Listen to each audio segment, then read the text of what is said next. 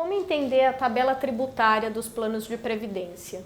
Então, seja num PGBL ou seja em um VGBL, né, existem dois tipos de tabela tributária, a tabela progressiva e a tabela regressiva. Lembrando que a regra do imposto, a regra da tabela, ela é a mesma, só que no caso do PGBL se aplica sobre o saldo total e no caso do VGBL se aplica só sobre a rentabilidade. Então, por exemplo, quando uma pessoa opta pela tabela progressiva compensável, esse nome compensável quer dizer que isso é compensado no imposto de renda da pessoa.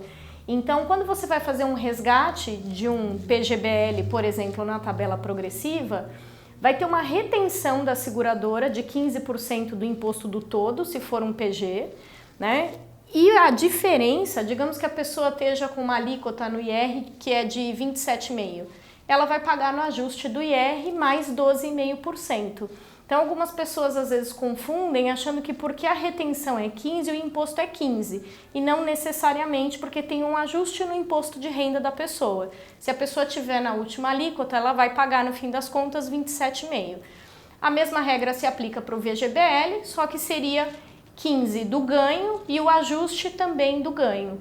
Quando a gente fala da tabela regressiva, que é a definitiva, porque uma vez que você tiver essa tabela num plano de previdência, você não consegue alterá-la, ela começa com um imposto um pouco maior, começa com 35%, né, nos 2 primeiros anos, e a cada 2 anos ela vai caindo 5%.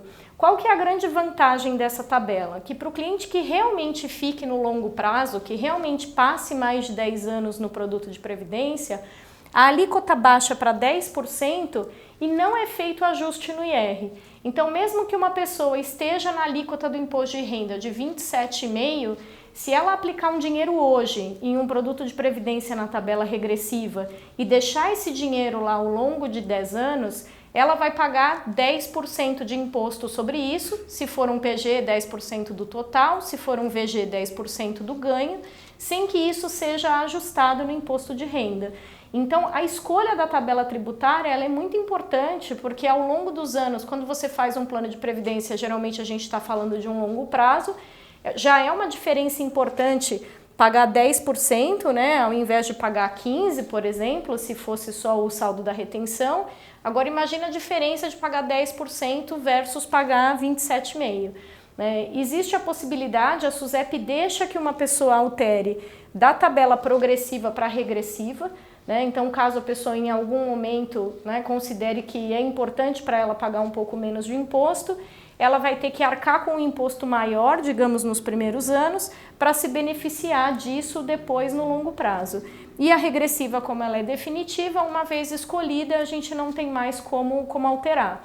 O cliente também pode ter mais de um produto de previdência, cada um numa tabela diferente, de acordo com o que for recomendado para ele de fluxo de retirada de capital.